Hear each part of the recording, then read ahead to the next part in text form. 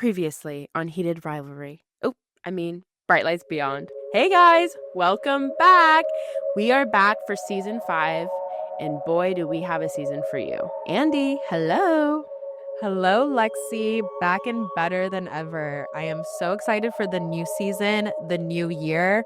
2 amazing things happening at once. Well, 3 if you count it Heated Rivalry. We clearly have that on the brain. Who else is watching? But so excited to be back with you. Thank you for having me as your co-host for another season. I am so excited. This season is going to be like no other season before. We are doing, I don't want to say it's a rebrand, but just a refresh. Like, we are taking stock of what happened last year. We're leaving 2025 in the past, and 2026 is coming. It is here. So welcome back to Bright Lights Beyond, guys.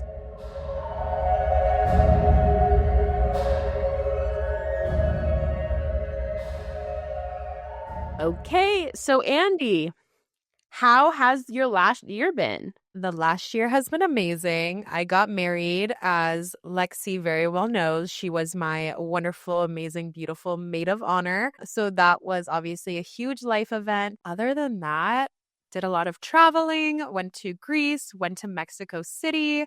Lexie was in Mexico City with us. It was such a fun time. What happens in Mexico City stays in Mexico City. Just kidding. Nothing bad. LOL. Mom, if you're listening, nothing bad. But it's been a really great year. We've spent a lot of it together, which is amazing as always. So Lexie, even though I know, I want our listeners to know, how was your year? My year was interesting. A lot of up and down. I was so fortunate to be your maid of honor and see one of my best friends in the entire world get married and stand by your side. So that was a really big highlight. I traveled a lot for work, got to teach again, just a lot of good things, a lot of interesting, a lot of life changes. So overall, it was a very big learning year, a very big, you know how it is. They say that your Saturn return starts when you're 27, and let me just tell you, listener, my Saturn returned and it returned and it returned. And honestly, I was like, please stop returning. But then one final blow, it returned. So we're back in 2026. Looking forward to what it's going to bring. But yeah, that was kind of a post-mortem on my 2025. I love it. Don't worry, girl. 27 is almost over. You're almost over the hill with the rest of us 28-year-olds. So by the time this episode comes out, you're going to be just a few months away, girl. So welcome to 28. Welcome to 2026. Welcome to season 5, Bright Lights Beyond. Boom. Well, Andie, I know in our previous season, we've kind of had themes. Last year, it was really fun to kind of get back to our roots of near-death experiences.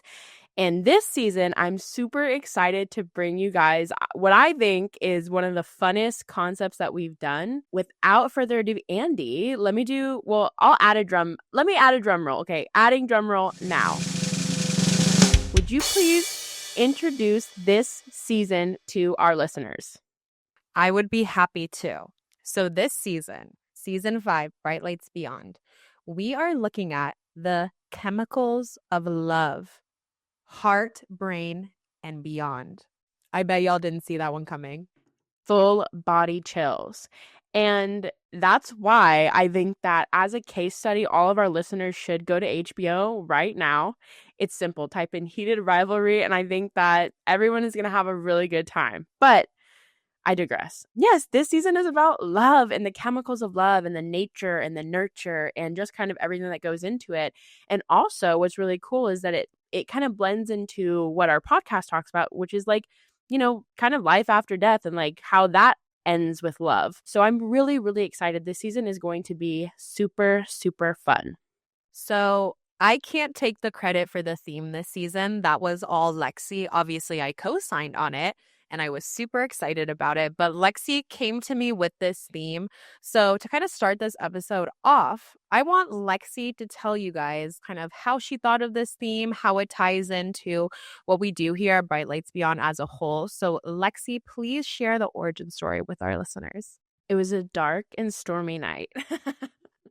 It was the night before Christmas. No, so as I kind of mentioned a little bit in what I was doing in 2025, I was on a plane, I want to say at least 6 times a month. Like, I flew so much. I racked up so many miles. Don't ask me to take any trips because I'm just not doing that right now. I'm not doing it right now. So nobody, unless you you know what? Actually, I do want to take a trip. Someone messaged me. But when I was on one of the planes, I clicked on a documentary. Love documentaries. I'm a documentary maker, yada, yada, whatever. And this documentary was called Why We Love the Nature and Chemistry of Romantic Love. And it kind of followed the practicing and teachings of Helen Fisher, who is a American biological anthropologist and human behavior researcher. It also followed a bunch of neuroscientists and neuroscience. And what the premise of the documentary really was going over different brain scans. These particular brain scans were called fMRIs. And what they looked at, which I thought was really cool during these brain scans, were how people's brain reacted to looking at pictures of loved ones, people they were in love with, people they divorced, people, their children, just like different people that they've loved, have loved, are loving, and seeing how the brain chemicals react in real time. And that's not the only thing that this documentary looked at. It also went over things like dopamine and serotonin and oxytocin and all that jazz, which I'll get into in this episode a little bit later. But I found that was really interesting. And when I saw it on the plane, I was like, wow, like our brains are so interesting. And because we do this podcast, Near Death Experiences, like a lot of the research that we've looked into has to do with the way that brain works. And I thought it'd be really fun this season to look at how our brain works in another realm. So that's kind of why I decided to bring it to Andie. And Andie's like, oh, yes, girl. And I'm like, well, she's an expert in love. She just got married. So we could not be happier, basically. I am definitely by no means an expert, but I think what you just said about like we've looked at the brain, how it works in relation to like death, grief, and obviously grief, kind of will be a central theme throughout every season, including this one. But we wanted to kind of take it a different route, like Lexie said. And she was inspired when she brought the idea to me. I was super excited because on the surface, you might think, okay, why are these girls at Bright Lights Beyond covering love? Like, it's such a departure. But it's really not. And we're going to get into that in this episode and kind of paint the picture for you of why we feel like love is magical, love is spiritual, love is physical, emotional, mental. It's all of these things that we've talked about in past seasons. And we just wanted to kind of continue to pull at that thread, but also make something new with that thread. I could not have said it better myself, because at the end of the day, like, it's interesting, the interviews that we've conducted thus far, and just like living life, loving, losing love, being in love, being loved by someone, all these different things. It's almost interesting how closely love is related to fear, which is really a big part of this podcast, because death is like the ultimate equalizer. It's fearful because we do not know what comes next. And it's interesting in love, where love is so closely related to fear. It's kind of the only thing that conquers fear. And so that's why I think that this season is going to be interesting to kind of tie it in together. So, as we just said, in every one of our episodes this season, we're going to kind of be spinning the web for you, all about love, all connected to love, but exploring different aspects of love. So, I kind of want to dive deeper and talk about love. We've all heard the word. We all have probably, experienced the emotion to some extent, whether it's platonic, romantic, whatever. But to us, love is so much more than just a word. There's so many different things that go into it. It's biology, it's attachment, it's memory, it's grief, it's connection, even beyond death. And so this season, we're exploring love as something very real in the body, real in the psyche, and sometimes real in ways we can't fully explain. If you're here because you're in love, recovering from a past love, grieving a lost love, or simply trying to understand why and how love changes you, you're in the right place.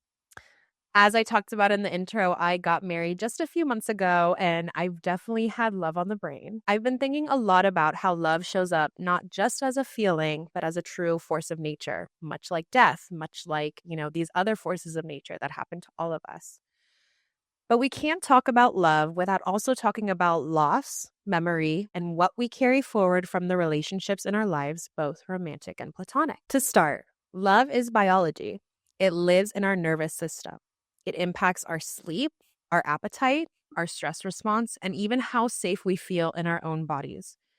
Sometimes what we call chemistry is actually our body recognizing familiarity, sometimes healthy and sometimes not. We've all been there. Love is also attachment. It's how we bond, how we seek closeness with other people, but also how we handle distance. Attachment shows up in the really small moments: how we text and communicate, how we repair conflict, and how we react when someone pulls away. Love is also memory. It's stored in our routines, our sensory triggers, in places, objects, anniversaries. It could be a song, a scent, a street corner can bring love back to the surface of your mind, of your heart, of your body, just like that. Love leaves a very real imprint on our lives. Love is grief too. Grief is what happens when love still exists, but the person or relationship has changed or is gone. Grief can be very physical. It can come in waves. It can be confusing even when you know you will be okay and you will survive the loss. This season, we're making room for grief as a valid expression of love. And then there's the part that's much harder to put into a box: connection beyond death. Many people experiencing love and continuing bonds, dreams, signs, a sense of presence, moments that feel like contact from the other side.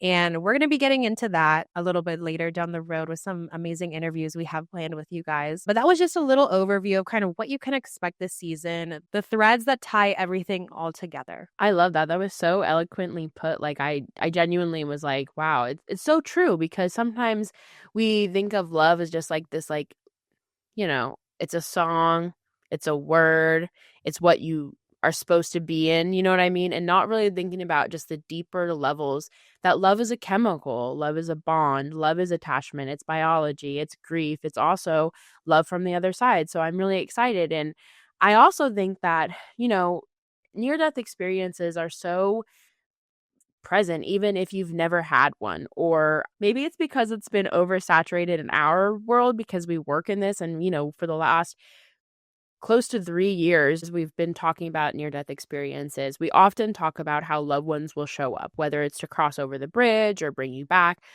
or whatnot. And I think what's really awesome about it is that it's not just something that happens like in the spiritual realm, but it's also chemical. And I feel like I'm excited to talk about this because in this season, we're not just talking about love as like this elusive being, but we're also talking about it as chemical. And the reason why most often we see loved ones in near death experiences is because of things like the bond and the safety and the comfort loved ones bring. And I heard a quote, I can't remember which of our INs, like baddies, said it, but like love is the most reliable bridge. I think oftentimes why people see loved ones in near death experiences is because love truly is like one of the most reliable bridges to make up for the gap, whether it's when miracles happen or, women who flip cars over to get their babies out from under it. Like, this is truly like a bridge between like what is possible, what is happening chemically, etc. And so that's why I think like in near death experiences, when they show up and we see them, I think it's really interesting. I also think it's a universal feeling of like love and attachment. And lastly, like I spoke about earlier, I think that fear and love are so closely related. And I think that love isn't just something that we experience, but it's also something that we're made of. And I think that, like I've said before, with fear, this is such a strong emotion. And really, the only way you can overcome fear is love. And I know that's like so heady, but like really think about that. So I'm really excited to get into it. I think that, I don't know, I've always thought that that was so cool that you get to see your loved ones. And now we're looking at it and not just like oh, this happens centuries ago, but we're looking at it like, why is it that we see our loved ones? And I think it has something to do with the chemicals in our brain telling us that this is safety. With the serotonin, you have dopamine and you have oxytocin, like all of those working in combination to make you feel safe. So really excited. I really resonate with everything you said. I mean, it's like, these things aren't just spiritual. There's a science behind it. It's neuroscience, it's biology, it's all these things that we are not STEM people, so we are not experts in. We're going to dig into that in a later episode this season and have an expert come on who will be much more educated to talk about that than us, which we're super excited about. But it's like, when you are faced with fear, your chemicals spike in your brain. We know, what is it? Fight, flight, freeze, fawn, like the different fear responses. But it's also like, when we feel love, when we feel attachment, when we feel, those happy emotions, we also get that rush of oxytocin, dopamine. So it's very real chemical things that are happening, and the two can maybe intertwine. There are a lot of profound feelings of fear around death and near-death experiences. People have talked about feeling fear on the other side, and people have also talked about this great sense of love, of calm, sometimes one after the other, sometimes both at the same time. Just like when people cross to the other side and come back and explain to us on the show kind of the feelings they felt, we want to explore those same feelings on this realm, what we're feeling right now, today, tomorrow, next year, whatever, and beyond. I love that. And Andie, since we've been talking so much about love, I would love to know kind of what is going to anchor us this season. Great question, Lexie. Well, one of the anchors this season is the idea that love, much like matter, cannot be destroyed. It just changes form. I do think love can be created, unlike matter, but I don't think that love ever truly goes away. I think it just changes. So, a lot of times we speak about love as if it's alive or dead, almost like it's a living thing. It's here or it's there. We're feeling it right now or it's gone. But real love is so much more complex than that. Love can transform into memory, like we've talked a lot about this episode. It can transform into wisdom, lessons learned, boundaries, gratitude, grief, and even legacy, especially when the person you love or the relationship you love crosses over to the other side. That love, doesn't leave. It transforms into a living legacy of that person. You can't take your material items with you, but how you'll be remembered is the love that people felt for you, the love you shared for the world and the people around you. So this season, we're really going to look at, what are the different ways that love can change, both from this side to the next, but also, in our daily lives. Obviously I'm married, I'm in love right now. That doesn't mean that the love that I feel for Trey looks the same every day. And I think that that's beautiful. I think that there's also platonic love and soulmates that are in friendship. And one of the interviews we've done for this season, we talk about that. We talk about, platonic love. Me and Lexie have known each other since we were teeny tiny. And, I feel that obviously I love her and she is one of my, platonic soulmates, and that I will always know her and she knows me, in a different way than a lot of people. It's like your parents, you love your parents. They know you in a different way. And that love changes as you grow up with your parents. You're no longer as dependent on them.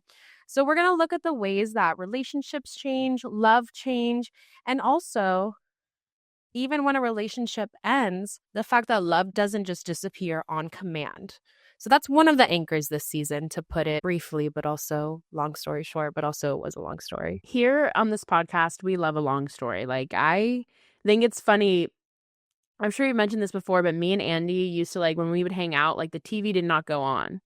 We were to be together for like 8 hours, and the TV, we weren't looking at our phones. We were literally just talking. So long story, never short. Get that out of here. So absolutely. I think another anchor, like you said, like, we'll just touch on some big concepts, I guess. Like, I think that the anchors are going to be chemical, relational, existential, things of that nature. And I'm really excited. And we've already had beautiful guests on. I cannot wait for you guys to listen. And we have some more lined up, some really fun stuff this season. When it comes to kind of one of the foundational elements, chemical, that is brain and body. So, like, what does love look like in the brain and body?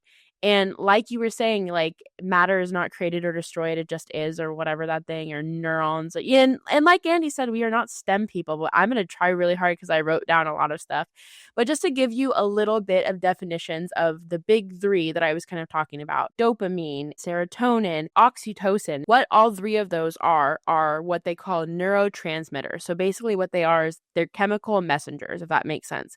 And they not only appear in your brain, but also physically in your body. For example, one of the things that we'll be looking at this season is Dopamine. So, dopamine is a neurotransmitter and also a hormone that is found in both brain and body, and it is related to regulation, motivation, pleasure, reward, movement, mood, focus, and it's commonly referred to as like the wanting chemical, right? Then you have oxytocin, which is a hormone as well as a neurotransmitter found in both brain and body. It's kind of known as a love hormone, and it shows up in things like pregnancy and childbirth and even breastfeeding. That's something that's like more physical than it is mental, right? Mothers actually need to experience like a rush of oxytocin in order for them to give birth, like naturally without any pitocin. And also in breastfeeding, babies need to feel the bond between their oxytocin receptors and their mothers in order for them to actually breastfeed. It's like a whole thing. And like I said, I'm not a scientist, so if I'm totally wrong, at Andie in the comments. At Andie in the comments. Okay, that's all I'll say. But it's also related to things like social bonding and trust and empathy, and also things like romantic attachment and like, the power of positive emotions and connections. And that happens to both men and women, right?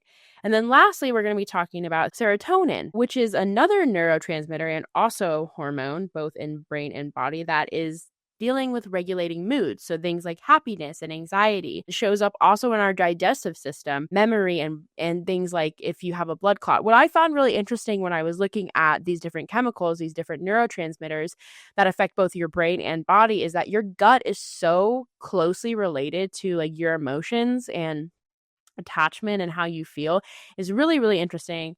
I would love to do a deep dive on like IBS and like how people's serotonin levels of people who have IBS, because I found that they're just like really, really close related. It's very interesting. It also helps control things like your body temperature, your sexual desire, gut health, etc. Like I was mentioning earlier, these are all neurotransmitters, which is basically a chemical messenger for both your brain and your body.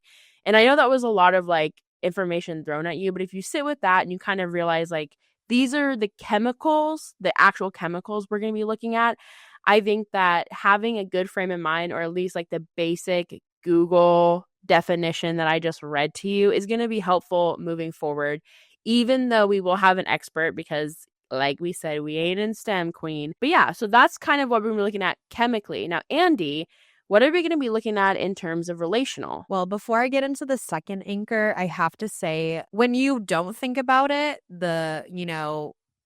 attachments between like emotions, eating, sleep, like it seems so, whatever, maybe. But it's like, I have an Aura ring, which we're not sponsored, but we would love to be sponsored. Or if you're out there, holler at us. Yet. We're not sponsored yet. Yet. You're right. We're manifesting. So like if I'm, I always joke, me and Lexie, that we can never eat together because like she eats like a grandma, I guess I should say. She eats like an old person at like 6 p.m. and I'm eating dinner European time like 9 p.m. So like, if I'm stressed all day and like running around, obviously I like wait to cook, then I want a big meal, then I sleep poorly, and my ring will be like, Did you eat a big meal late last night? Like your body was really working in overdrive to process that. I'm like, okay, that's too much, but thank you. So it's like that, it's all really connected. And we've said this so many times before in the show, like everything's connected, everything's, this and that, but it's so true. And so I really like that explanation. So as Lexie mentioned, we have 3 anchors this season. She talked about the chemical. I'm going to talk about the relational. She gave herself the hard part, which I appreciate. She took the fall for the STEM people out there. But the second part is relational. So this whole season is going to kind of be about relational work. So how love moves through us, between us, beyond us. Season 5 is really relational at its core. We're exploring a few different threads: attachment, grief, connection. Attachment is how love bonds, grief is how love aches, connection is how love continues. This season isn't just about understanding love, it's about understanding your relationship to love. And we've all heard about, love languages, heard about expressions of love.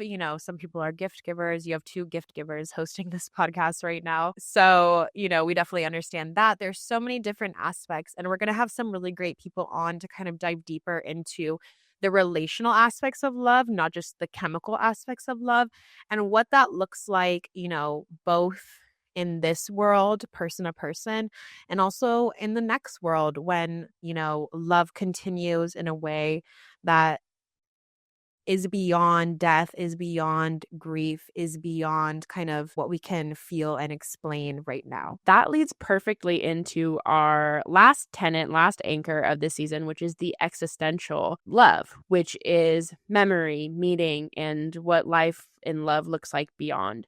So, existential love is love that outlives our bodies, right? Or lives outside of our bodies.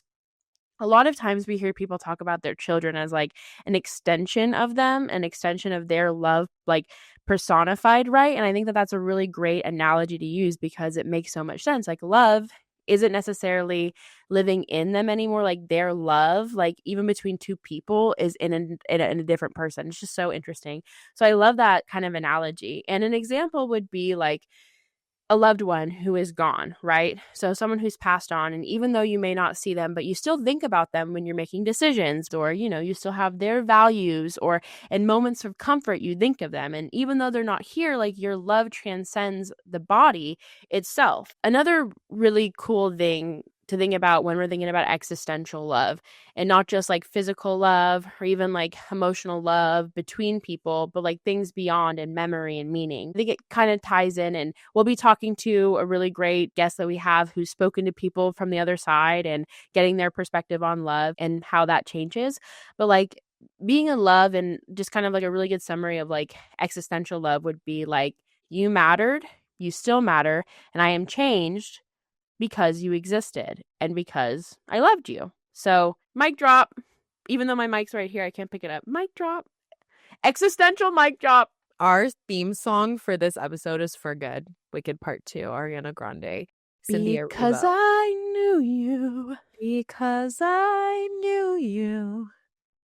I have been changed for good. good. Beautiful. I'll be sure to dub them in. Wait, but who's who? I'm wearing pink right now, but I feel like you're more Glinda and I'm Elphaba. Oh, interesting, because you're a witch. Andie Orozco Patton. Flip it around, Wicked Witch. You got me there. My new initials, WWMM. Lexie, I think you're officially a STEM girl now because you did such a great explanation. So that's an honorary STEM degree right there. I don't know. I don't know what else would be. I don't know what I just said. Women in STEM. MM. MM. Women in STEM. Wicked Witch. So we've been teasing it throughout the episode. We have some really, really fun guests. So I want to leave you guys kind of with some sneak peeks to look forward to. We have a really incredible lineup this season. We have voices that bring the science aspect, people that talk about their lived experience, people that are going to be talking about the metaphysical, and every single thing in between. You'll hear conversations that touch the body, the mind, and the spirit. Stay tuned. I'm so excited for this season because if there's one universal language we have, it's love. We all share it. We've all felt it. We've all probably lost it. And it's something we can all relate on, no matter any other difference in our lives. I love that. I think that love is a constant and it's a bond. And at the end of the day, all you need is love.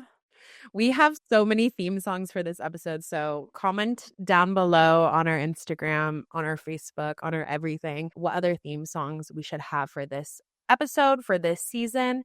And one last thing I want to leave you guys with is we are going to be doing something really cool this season. We timed the season perfectly to where we have an episode on Valentine's Day. I know that's Lexie's favorite holiday, very close to her birthday, one of my favorite holidays as well.